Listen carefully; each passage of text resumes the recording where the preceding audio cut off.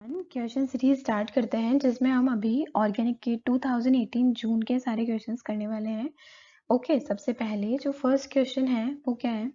The major product formed in the following reaction is. ठीक है, हमें दे रखा है पेरिडिन है, सब्स्टिट्यूटेड पेरिडिन, और हमें रिएजेंट दे रखे हैं MEnH2 और हीट। ओके, तो ये जो रिएक्शन है इसको क्या बोलते हैं? चीची-बीबियन रिएक्शन।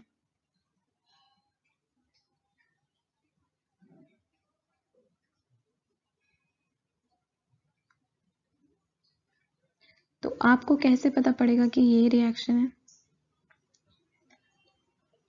सबसे पहली बात, जब पेरिडीन ऐसा कुछ दिखे आपको जहां पे एरोमेटिक न्यूक्लियोफिलिक सब्स्टिट्यूशन AR-SN2 होने की चांसेस होगी, मोस्टली क्या होता है MEnH2 या फिर NaNH2, इस टाइप के रिएजेंट मिलेंगे। सब्स्टिट्यूट किसको करेंगे? हैलोजन को सब्स्टिट्यूट करेंगे। ठीक है, इतने पॉइंट समझ आ गए। अब देखो ये क्या है? AR-SN2 रिएक्शन है और इसमें जो रेट डिटरमाइनिंग स्टेप होती है वो क्या होता है? अटैक होता है। लिविंग ग्रुप की एबिलिटी से इसमें फर्क नहीं पड़ेगा, इसमें अटैक जो होता है ना वो क्या है? रेट डिटरमाइनिंग स्टेप है। इसलिए इस रिएक्शन की रेट जो होती है F- Cl- Br- and I-। ठीक है, ये है ऑर्डर ऑफ द रेट। सबसे पहले जो फ्लोरीन होगा तो हम उसे हटाएंगे। इसका रीजन क्या है? क्योंकि हमें क्या पता है कि न्यूक्लियोफाइल अटैक करने वाला है। न्यूक्लियोफाइल अटैक करने वाला है तो जितनी इलेक्ट्रॉन डेफिशिएंट रिंग होगी उतना ही आराम से रिएक्ट करेगा। तो F- की इलेक्ट्रोनेगेटिविटी क्या होती है? ज्यादा होती है। तो वो जो है रिंग को, जब यहाँ पे नेगेटिव चार्ज आएगा अटैक करते वक्त और रिंग को भी इलेक्ट्रॉन डेफिशिएंट बनाएगा, इससे उसको जब नेगेटिव चार्ज आएगा उसको स्टेबल करेगा। दोनों चीजों की वजह से रेट क्या होती है? RDS ये होती है। जब हम सारी नेम रिएक्शन पढ़ेंगे तब इस रिएक्शन को और अच्छे से विद एग्जांपल्स करेंगे। अभी हम क्वेश्चन पे आते हैं। हमारे पास है पायरिडीन।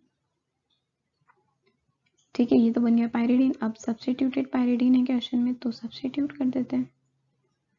ठीक है, तो जो ये रिएक्शन है इसमें क्या होता है? आपको या तो फिर यहाँ पे MEnH2 या फिर NaNH2 भी मिल सकता है और हीट दे रखा है। ठीक है, NH2 ने क्या करना है? अपना अटैक करना है। लेकिन बहुत इंपॉर्टेंट बात, जब हम इनकी रेजोनेटिंग स्ट्रक्चर देखेंगे, पूरा मैकेनिज्म देखेंगे जब रिएक्शन का, तो हम ये देखते हैं कि जो नेगेटिव चार्ज है ना, जहाँ पे NaNH2 ने अटैक करना है, वो या तो ऑर्थो पोजिशन होगी या फिर पैरा पोजिशन होगी। दो ही पोजिशन पॉसिबल है। ठीक है, तीसरी इंपॉर्टेंट चीज ये है कि जब ये अटैक करेगा तो ये क्लोरीन ब्रोमीन किसी को भी रिमूव कर सकता है। ठीक है, दोनों में से, लेकिन वो ऑर्थो या पैरा पर होगा तभी रिमूव करेगा। अगर ऑर्थो और पैरा दोनों पे ही कोई हैलोजन नहीं प्रेजेंट है तो ये H- को भी रिमूव कर सकता है। ठीक है, अब यहाँ पे हमारे पास, ठीक है, ये तो मेटा पे है, ब्रोमीन तो निकलेगा नहीं। ऑर्थो पे हमारे पास क्लोरीन है तो सब्स्टिट्यूट कर देते हैं N ब्रोमीन, यहाँ आ जाएगा NH2। ठीक है, तो हमारा जो आंसर हो जाएगा वो क्या हो जाएगा? D option. ठीक है, चीची-बीबियन रिएक्शन है। मैकेनिज्म ऊपर से मैंने आपको बता दिया है। डीपली जब हम सारी नेम रिएक्शन पढ़ेंगे तब हम इसको वापस से देख लेंगे। अदरवाइज आपको एरोमेटिक SN2 का अगर मैकेनिज्म पता है तो सेम वैसा ही मैकेनिज्म इसका होता है। आपको डायरेक्ट याद होना चाहिए चीची-बीबियन रिएक्शन, ताकि आप डायरेक्ट कर सको। ऑर्थो या पैरा पे सब्स्टिट्यूशन करना है। ओके, ठीक है, next question. The order of reactivity of the following dienes towards Diels-Alder reaction। सबसे इंपॉर्टेंट, Diels-Alder में क्या होता है? 4+2 साइक्लो एडिशन। ठीक है, जो हमारे पास 4 होता है वो कहाँ से आता है? डाइन से, डाइन से आता है।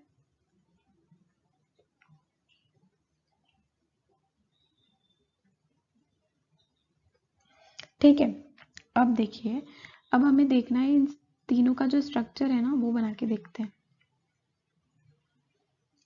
इस टाइप से फर्स्ट वाला, यहाँ पे H है, एक H यहाँ पे, टर्शरी ब्यूटॉक्साइड और एक H। बी वाले में हमारे पास है टर्शरी ब्यूटॉक्साइड और यहाँ है H। थर्ड वाले में हमारे पास यहाँ पर भी टर्शरी ब्यूटॉक्साइड है और यहाँ पर भी टर्शरी ब्यूटॉक्साइड है। अब जो हमारे पास डाइल्स एल्डर रिएक्शन होती है उसमें मोस्ट इंपॉर्टेंट जो रिक्वायरमेंट्स होती है वो क्या होती है कि ये सिसॉइड होना चाहिए।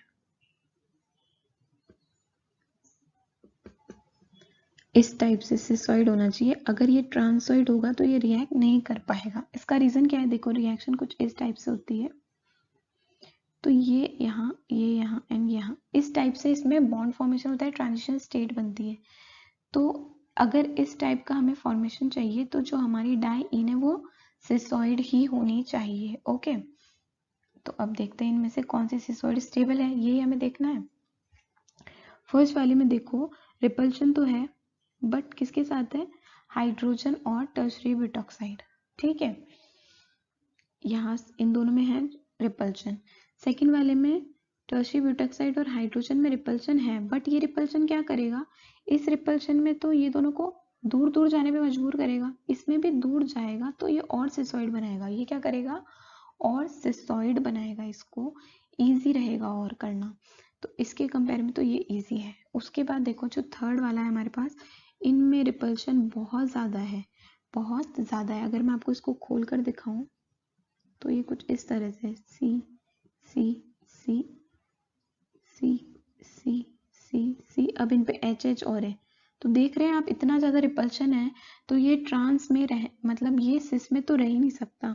और जो ये इसका स्ट्रक्चर दे रखा है ना ट्रांस वाला, ये ऐसे ही एग्जिस्ट करता है, तो ये कभी भी डाइंस एल्डर रिएक्शन नहीं दे सकता है। तो जो हमारे पास सी वाला ऑप्शन है वो तो हमेशा लास्ट में ही आना चाहिए। ऑप्शंस में देखते हैं सी किस में लास्ट में आ रहा है, ए में आ रहा है, इसमें नहीं आ रहा है, इसमें नहीं आ रहा है, इसमें नहीं आ रहा है, ओनली एक ही ऑप्शन है। अब देखिए बी सबसे ज्यादा दे रखा है, मैंने आपको बताया कि इन दोनों में रिपल्शन की वजह से ये और सिसॉइड हो रहा है, तो हमें सिसॉइड ही तो चाहिए, तो बी तो सबसे ज्यादा हो जाएगा। उसके बाद जो हमारे पास ए है वो आ जाएगा क्योंकि उसमें रिपल्शन है बट इतना नहीं है जितना सी वाले में है, तो हमारा आंसर हो जाएगा बी ए सी। डाइल्स एल्डर रिएक्शन सॉल्व करते वक्त अगर इस टाइप का क्वेश्चन आए तो आपको ये देखना है कि जहां सिसॉइड सबसे ज्यादा स्टेबल होगा वो सबसे ज्यादा अच्छे से रिएक्शन देगा। Okay, next question, among the following the optically active compound is, optically activity आप कैसे देखते हैं, ऑप्टिकली एक्टिव सिंपल सा रूल है ऑप्टिकली एक्टिव देखने का, अगर प्लेन एब्सेंट हो तो वो डेफिनेटली क्या होगा, ऑप्टिकली एक्टिव होगा। वैसे तो हम सेंटर ऑफ सिमेट्री भी देखते हैं बट प्लेन से भी हमारा काम हो जाता है, तो हमें तो जल्दी क्वेश्चंस करने हैं। तो ऑप्टिकली एक्टिव देखने के लिए हमें देखना है प्लेन एब्सेंट, अगर प्लेन प्रेजेंट होगा तो वो क्या हो जाएगा, ऑप्टिकली इनएक्टिव। ठीक है, सब में ड्रॉ करके देख लेते हैं। ये रहा हमारा फर्स्ट, वेज पे क्या है मिथाइल, डैश पे एच है, इसको इस तरह से भी ड्रॉ करा जा सकता है, CH3 है ऊपर और नीचे H है। ये सिर्फ मैं आपको ड्रॉ करके दिखा रही हूँ ताकि आपको समझ आ जाए कि प्लेन कहाँ से जा रहा है। ये रहा हमारा प्लेन, CH3 की इमेज CH3, H की इमेज H, तो इसमें तो प्लेन लग रहा है। ठीक है, तो ये तो आंसर नहीं हो सकता। बी देखते हैं, ये वेज, ये भी वेज, डैश पे H, डैश पे H। ठीक है, अब जब इसमें प्लेन लगेगा ना तो ये इन दोनों को क्या है, काटता हुआ जाएगा। कहने का मतलब मान लीजिए ये प्लेन में है, ठीक है, यहाँ ऊपर हमने CH3 बना दिया, यहाँ H बना दिया, यहाँ CH3, यहाँ H, प्लेन लगा के देखते हैं, यहाँ से इस टाइप से स्क्वायर के एकदम इस बीच में से काट रहा है, तो ये जो CH3 है और H है ये पूरे एज इट इज कटेंगे, आधा आधा CH3 एक दूसरे के क्या बन जाएंगे, इमेज बन जाएंगे। ओके, मैं ये आधा आधा इसलिए बता रही हूँ ताकि आप सी ऑप्शन में भी इजीली ये चीज देख पाए। सी में भी देखेंगे अगर हम, ये डैश पे CH3 है और यहाँ वेज पे CH3 है, बट जो प्लेन है वो तो इन दोनों को काटता हुआ जा रहा है ना, आधा CH3 लेफ्ट में आधा CH3 राइट में, तो ये भी क्या होगा, ऑप्टिकली इनएक्टिव। अब हमारे पास बच जाता है लास्ट ऑप्शन। ऑफ कोर्स वो आंसर होना ही है, बट फिर भी एक बार चेक तो करना पड़ेगा। यहाँ है हमारे पास डैश पे CH3, यहाँ है हमारे पास वेज पे CH3। ठीक है, अब आप कोई सा भी प्लेन लगा के देख लीजिए, कोई भी नहीं लगेगा। ये वाला प्लेन लगाओगे तो नीचे, यहाँ नीचे CH3 ऊपर H है, इधर ऊपर CH3 है और नीचे क्या है, H है। यहाँ मिरर इमेज बन नहीं सकती।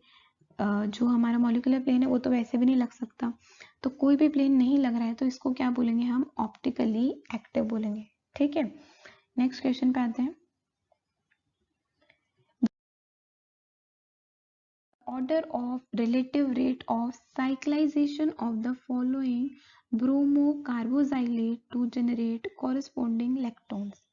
दो चीजें इसमें इंपॉर्टेंट है। सबसे पहले जो हमारे पास लैक्टोन्स की जो रिंग्स होती है उसमें स्टेबिलिटी की 5 membered, 6 membered and then 4 membered. This is the order of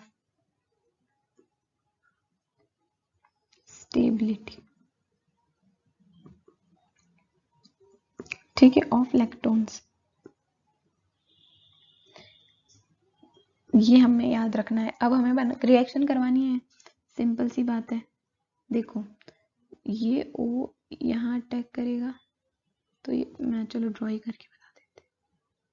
यहाँ O माइनस है, यहाँ डबल बॉन्ड है और यहाँ Br है। अटैक करवाइए, यहाँ अटैक हुआ, ब्रोमीन निकलेगा। 1 2 1 2 3 4 मेंबर की रिंग बन रही है। ऑक्सीजन,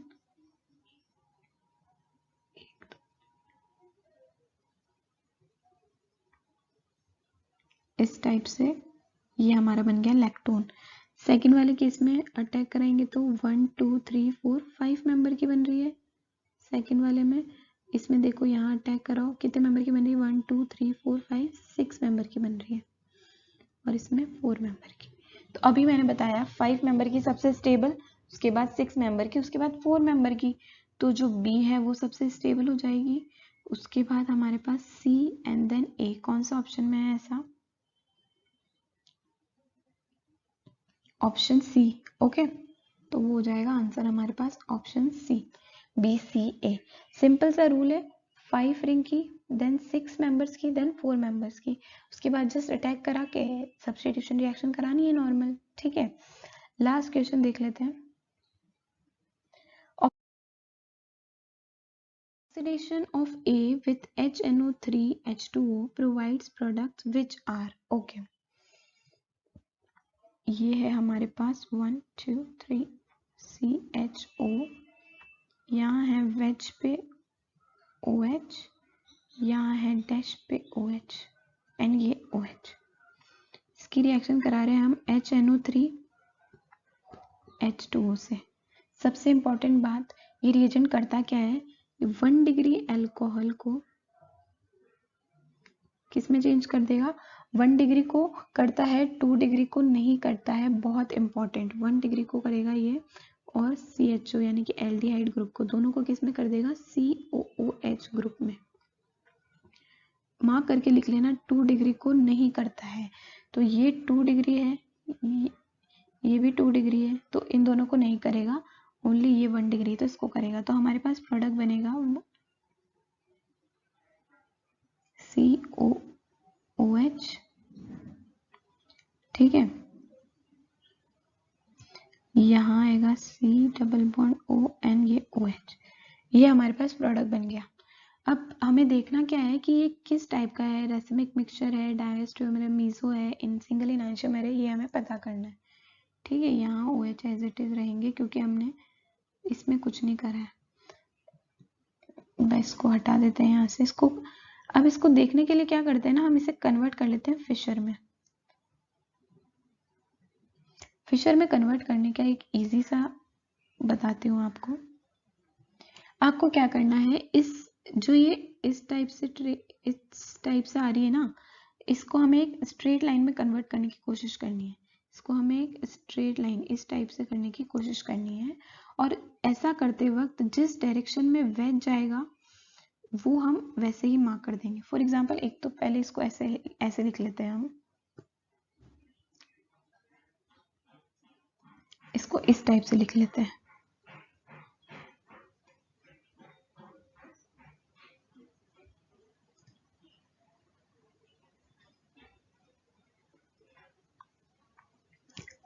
अगर हमने इसे स्ट्रेट करना है तो इस वेज को, इसको उधर जाना पड़ेगा, इसको इधर मूव करना पड़ेगा ना। तो क्या हो रहा है, वेज उधर जा रहा है, तो हमें वेज को लेफ्ट में लिखना है।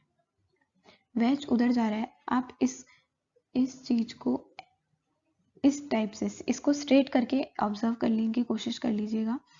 अगर मैं आपको ड्रॉ भी करके बता दूं, इस टाइप से है।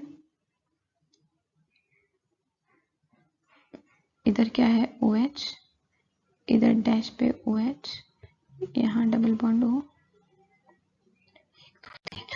1 2 3 4 5, यहाँ OH है, ठीक है, COOH। अब हम इससे स्ट्रेट करने की कोशिश कर रहे हैं। 1 2 बार करोगे ना तो आपको प्रैक्टिस हो जाएगी। इसको हमें स्ट्रेट करना है तो हमें ये चीज को इधर मूव करना पड़ेगा ना, तभी तो स्ट्रेट होगा। और जिधर वेज वाला चीज मूव करेगी ना, उससे हम उसी डायरेक्शन में लिखेंगे, ठीक है। वेज लेफ्ट में मूव कर रहा है तो हमने ऐसे लिख दिया। सेकंड वाले में देखते हैं हम, ये डैश पे है। अब अगर इसको हमें सीधा लाना है तो इसको राइट की तरफ मूव करना पड़ेगा। डैश राइट पे मूव हो रहा है, हमें वेज का लिखना है। हमें क्या लिखना है, वेज का लिखना है। अगर डैश इधर जा रहा है, डैश राइट की तरफ जा रहा है, तो वेज लेफ्ट में आएगा, वेज तो उसका उल्टा कर देंगे, ठीक है। तो OH इधर आ जाएगा। समझ रहे हैं आप। अगर जिस डायरेक्शन में वेज मूव कर रहा है या तो वो लिख दीजिए, अगर डैश मूव कर रहा है तो उसका अपोजिट लिख दीजिए। सिंपल सी बात, ठीक है। तो ये हो गया COOH। 1 2 क्वेश्चन हम इनके और अलग से भी कर लेंगे, कैसे कन्वर्ट करते हैं। अभी जो क्वेश्चन था हमारा उसके अकॉर्डिंग ये क्या है, एक मेसो कंपाउंड है। मेसो कंपाउंड्स क्या होते हैं, जिनमें 2 या 2 से ज्यादा क्या हो, सेंटर हो, स्टीरियो सेंटर या फिर कायरल सेंटर हो, और उसमें से प्लेन पास हो रहा हो। प्लेन पास हो रहा हो तो हम उसे क्या बोलेंगे, मेसो कंपाउंड। तो इसका आंसर हो गया B। इसी तरह से जो नेक्स्ट 5 क्वेश्चन है हम अगली वीडियो में कंटिन्यू करेंगे।